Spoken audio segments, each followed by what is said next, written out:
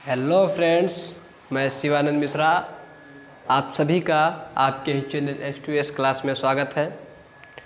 हमने पहला लेक्चर जो कि इंट्रोडक्शन दिया, सिलेबस के बारे में बताया, और दूसरे लेक्चर में हमने आपको वास्तविक संख्या, यूक्लिड विभाजन परिमेयिका के बारे में बताया, जो कि हमारा क्लास 10th के चैप्टर फर्स्ट का प्रथम परिमेय है, यूक्लिड विभाजन परिमेयिका।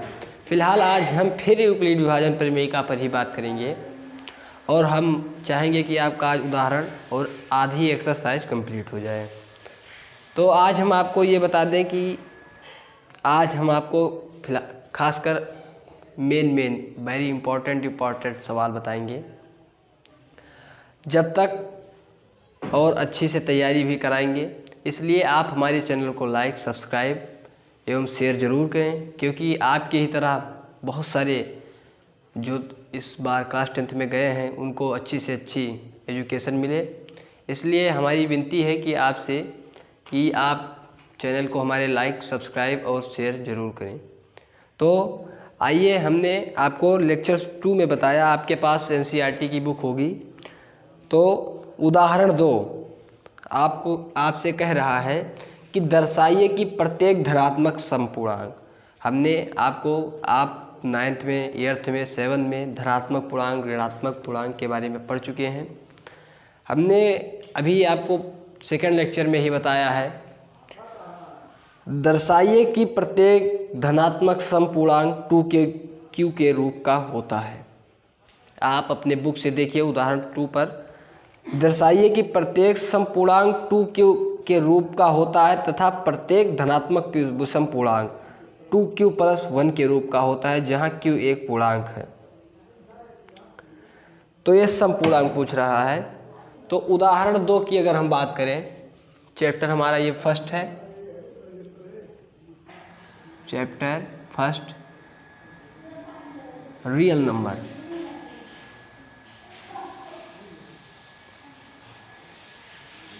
वास्तविक संख्या हमने आपको बताया, परिमेय संख्या, अपरिमेय संख्या।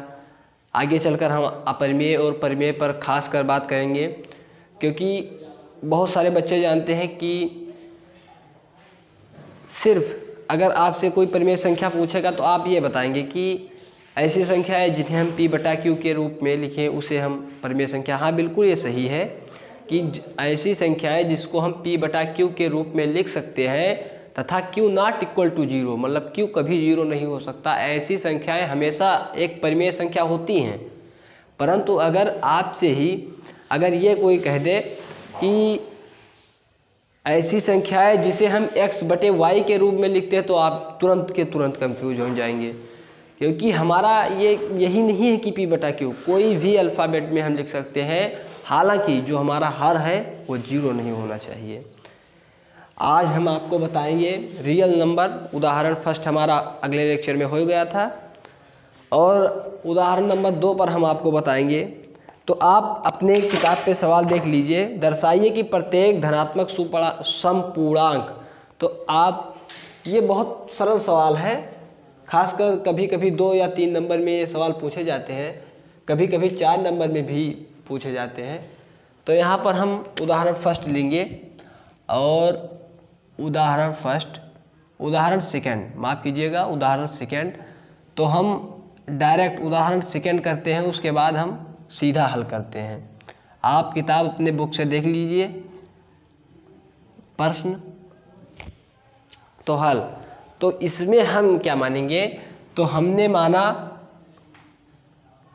माना कि कोई पूर्णांक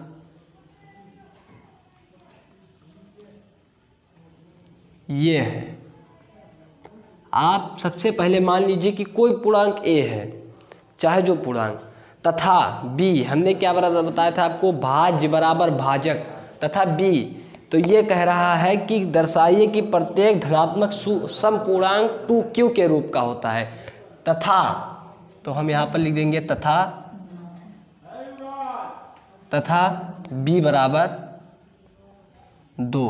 और हमने आपको एक ये वाला बताया था 0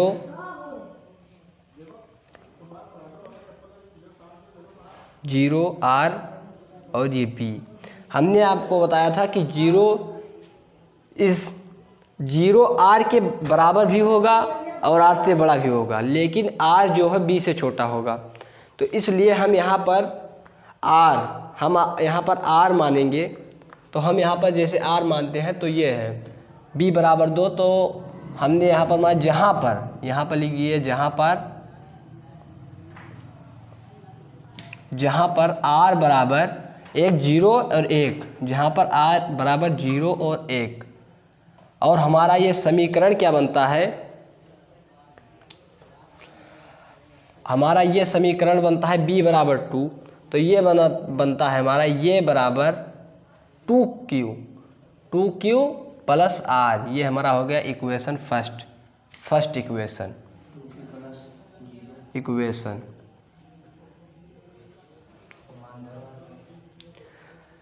अब R बराबर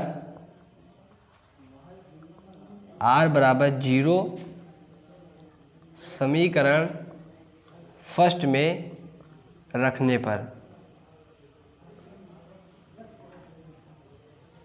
तो जब हम समीकरण फर्स्ट में R बराबर 0 रखेंगे तो ये हमारा हो जाएगा R बराबर 2Q हो जाएगा, जो सम है।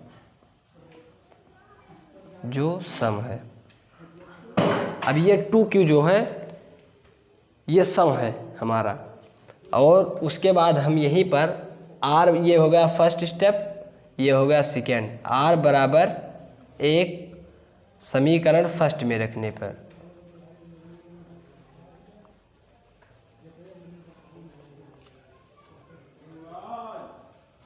तो जब हम R बराबर, तो ये बराबर 2Q प्लस 1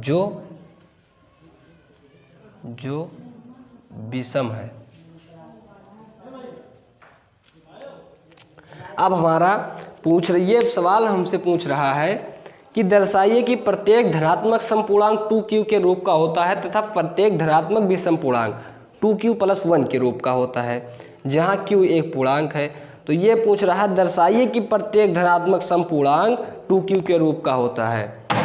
तो इसलिए अतः, तो हम यहाँ पर आप लास्ट में ये लिख देंगे अतः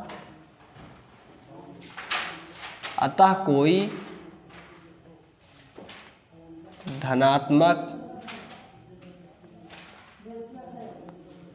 समपूर्णांक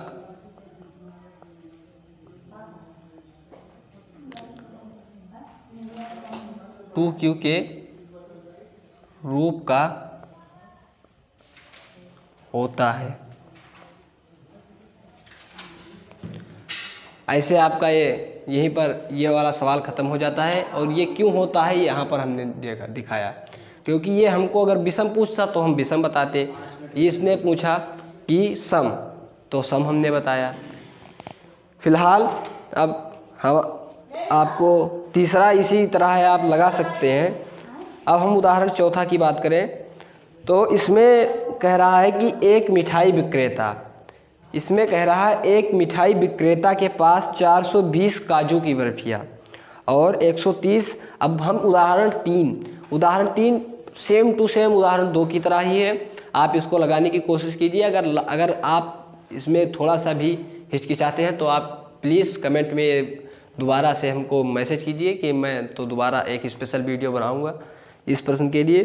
तो ये उदाहरण चौथा कह रहा है एक मिठाई विक्रेता के पास 420 काजू की बर्फियाँ और 130 बादाम की बर्फियाँ हैं। तो ये कह रहा है, पहले हम इसको मिटा दें, उसके बाद हम आपको ये वाला सवाल बताते हैं।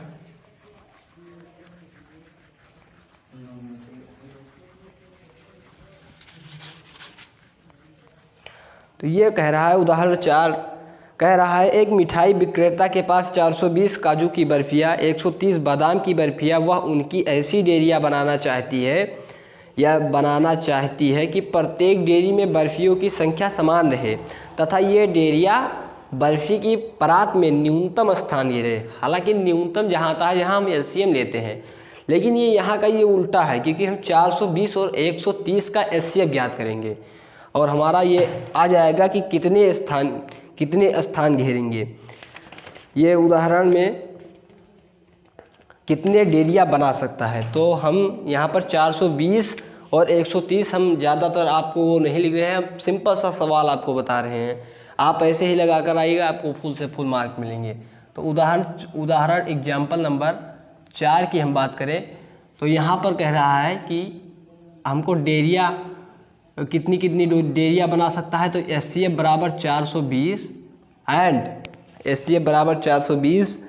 एंड 130 पूछ रहा है। तो HCF हमने आपको यूक्लिड विभाजन प्रमेयिका बताया था। तो 420 और 130 का अगर हम यूक्लिड विभाजन प्रमेयिका से करते हैं तो 130 गुणे 4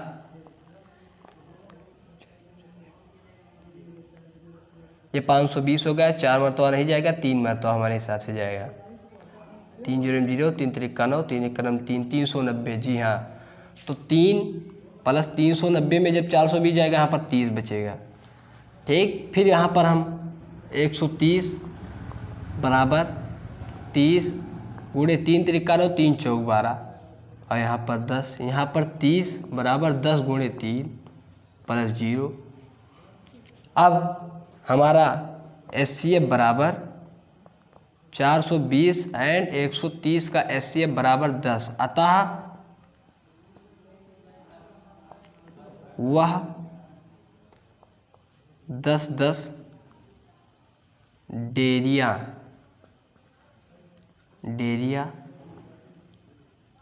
बना सकता है। अतः वह 10 डेरिया बना सकता है। यही हो गया हमारा आंसर। ऐसे आप अगर कराएंगे तो अच्छा सा अच्छा आपको अच्छे से अच्छे नंबर मिलेंगे।